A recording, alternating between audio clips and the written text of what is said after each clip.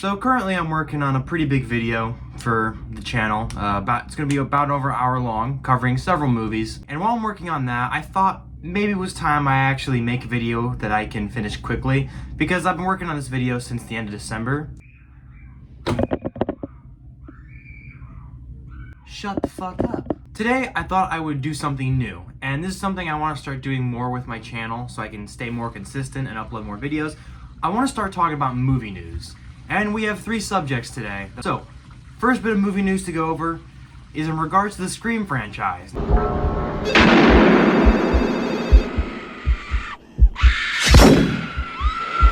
this is something I've never actually tackled on the channel, so I'm kind of excited about this because I have a lot to say about it. But when it comes to Scream, the first Scream is probably my favorite slasher film. And the Scream franchise in general is probably my favorite slasher franchise.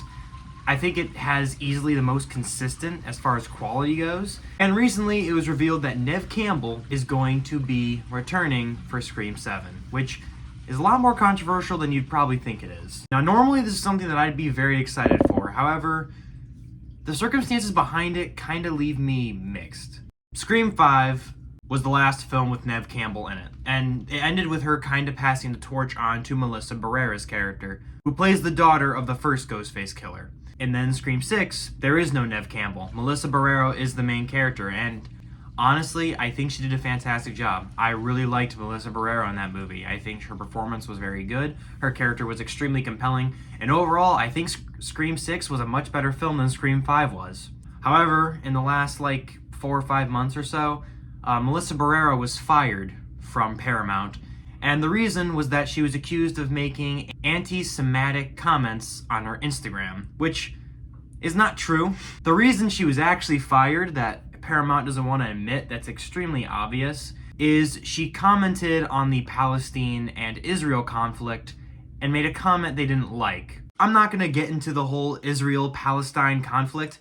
Whatever you think of it is what you think of it. There's a lot of things you can say that I think are pretty fair, and it's a very complicated issue.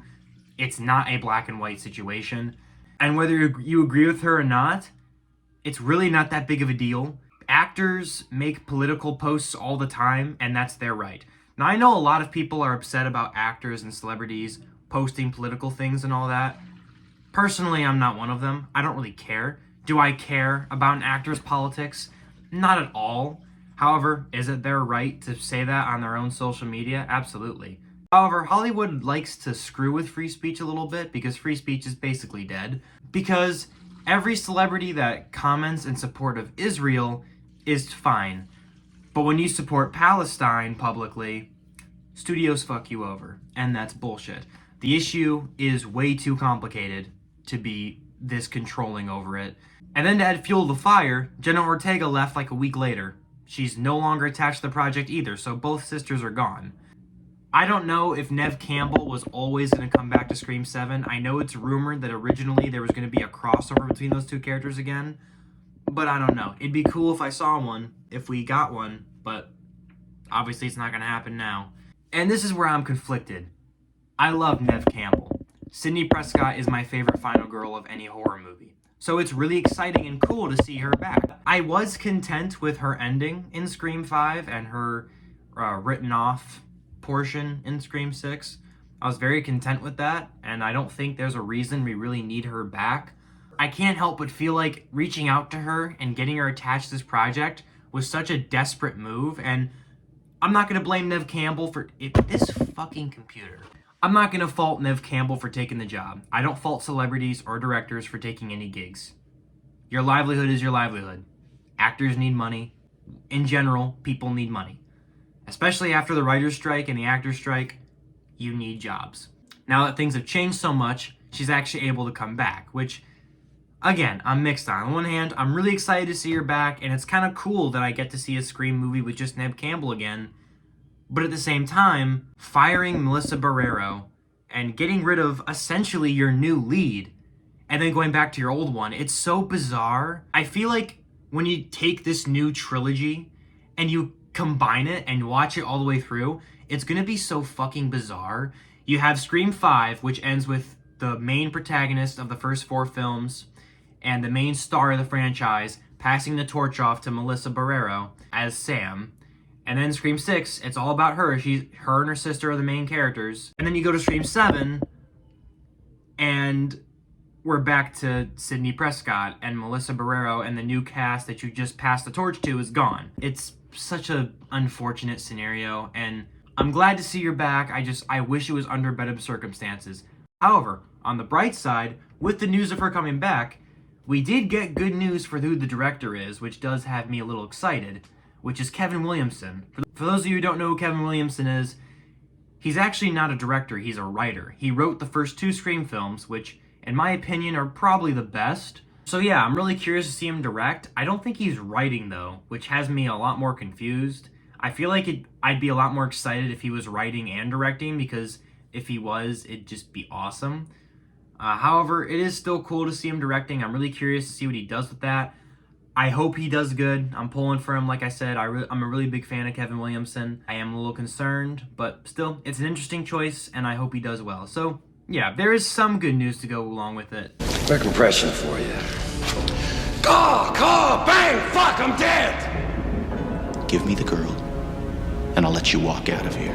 And now we get to The Crow. I'll never be alone. The original Crow film with Brandon Lee, may he rest in peace, I think's fantastic. I'm a huge fan of that movie. Seeing it be remade is something that I am interested to see, to say the least, and having Bill Skarsgard as the lead is just fucking brilliant, and I'm excited for that reason alone. However, when it comes to the trailer, it's okay. I'm definitely curious, and I will definitely be watching it in theaters. To be honest, I actually am not that fond of the Crow makeup on Bill Skarsgard, and it's not because it looks bad on his face. It's really just, I think, because of his haircut and the jacket he's wearing. Now, I know the original Crow had kind of a similar jacket, but mixed with all his kind of goofy-looking tattoos and his haircut, he just kind of looks ridiculous, and I find it a little bit difficult to take him seriously. I mean, he low-key looks like this guy from the first Batman film.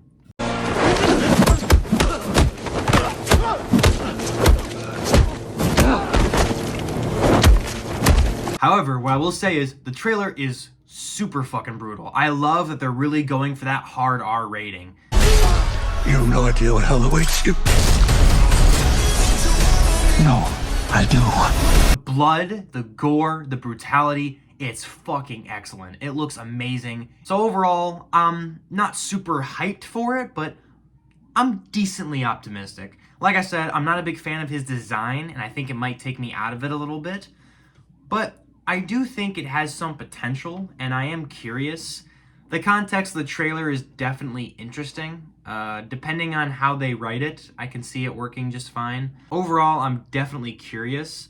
I'm not going to say it looks great. I'm not going to say it looks terrible. I'll just say the brutality has me excited. Bill Skarsgård performance has me excited. And everything else looks okay and fairly serviceable. I hope the film isn't just carried by Bill Skarsgård. I hope there's more to it and a bit more nuance. But I'm not that optimistic about it.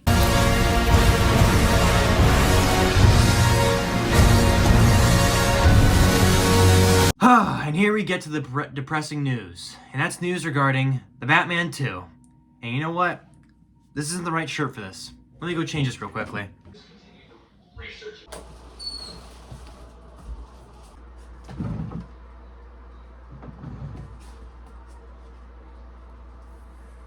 Alright, now that feels just so much better and a lot more right. It feels good.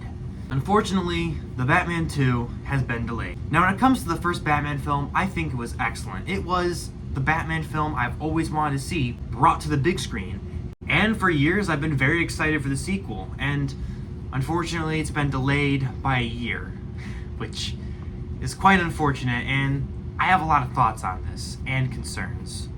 Now, the reason the film's being delayed is that apparently there is some trouble between Warner Brothers and the writers. Apparently there is a deal that is not made very clear and has not been confirmed, but apparently this deal is not fair to the writers, and it's not clear what this deal is about, It's unclear whether or not there's interference with the project or if this is a money issue. If we're being honest, it's probably a pay issue. Some people think that James Gunn's petty and he's trying to fuck this project up, but there really is no proof of that. Warner Brothers having a pay issue with the writers does not involve James Gunn. In fact, James Gunn does not pay the Batman writers. A lot of people have this misinterpretation that I guess I'll just clear up now. James Gunn does not run Warner Brothers. James Gunn runs a studio that is owned by Warner Brothers. Think of him like a manager or a supervisor. You know, when you go to work and you're an employee, you have managers and supervisors that you report to, and they enforce the rules and they tell you not to do this, and that. But they don't make those rules. They're giving you rules that they're given by their superiors who pay them. You know, they're your boss, but they have higher head honchos that they have to listen to. They have their own bosses. That's what James Gunn is. He's basically a manager. He's running DC, but he's still under the control of Warner Brothers. He has no say in what Warner Brothers does. And if we're being honest, based on this statement, he probably has nothing to do with this. It does, however, make me nervous for a multitude of reasons. Number one, when this film finally comes out in 2026, like 3 Halloweens from now, Robert Pattinson is going to be about 40 years old. This is a trilogy about a young Batman who's supposed to be like 28 in year 2 of his Batmaning. And in the second film, by the time it comes out, he's going to be about, if not pushing 40. At that point, I mean, he's not far off from how old Batfleck was when he became Batman. And at that point, I feel like the trajectory and the journey of the trilogy is changing. And you can do a lot of things. You know, age, you can make various in films. There are a lot of times where age doesn't matter as much, but in this case, you could definitely tell a 40-year-old man from a 31-year-old man. Is that Matt Reeves' fault? No. Is it Robert Pattinson's fault? Obviously not. I think the thing with the Batman 2 is it's had a very bad environment to work with, in the sense that the world has basically gone to shit and it's had to deal with it just like the first film did. It's had the writer's strike, the actor's strike, and now it's having issues with the studio in regards to writing. With this, it's had so many behind the scenes issues, and now with this pay issue that or at least, I shouldn't say pay, I'll say deal. This deal issue with basically Warner Brothers fucking with them, not only does it make me concerned from a studio interference perspective, but it makes me concerned, gosh damn it, it makes me concerned with the quality of the film. Because I want the film to be great, and I think Matt Reeves has the capacity to make a great film.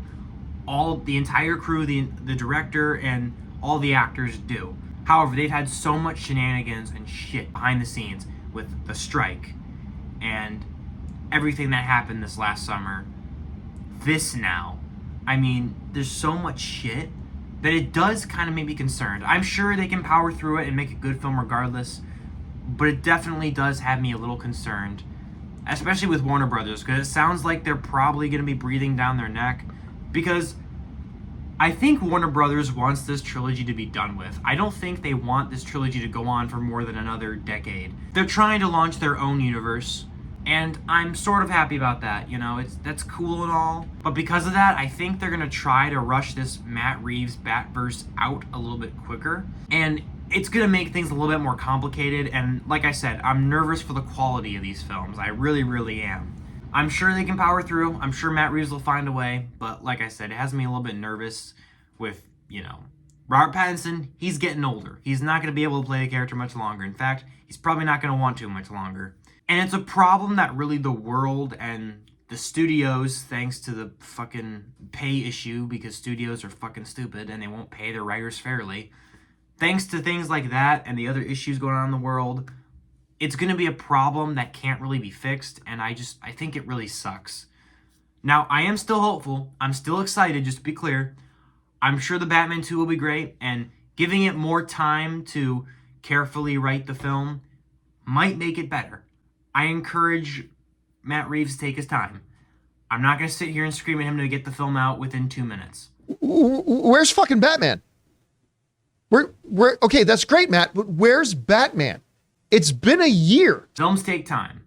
However, with this delay and learning why it's being delayed, with the studio kind of being an ass, and, you know, on top of all that, thinking about all the other unfortunate events that have happened behind the scenes with several films, including this one, it just makes it really unfortunate, and it makes me worry about the quality of the film. But still, nonetheless, I am excited. I'm hopeful. I'm sure it'll be great. I'm really excited for it. I'm really invested in the story. I just really hope Warner Brothers doesn't fuck it up and shoot themselves in the foot. Anyway, that's all I got from movie news today, so let me know your thoughts in the comment section below. My next video is going to be very special. I don't know when it will be out, but it's another DC video, so get ready for that. I'm going to have a lot of fun editing it. I'm almost done with it. I am going to try to upload a little bit more consistently, which is why I'm doing movie news type videos from now on. So yeah, I'll see you guys later. Okay, that's great, Matt, but where's Batman? It's been a year.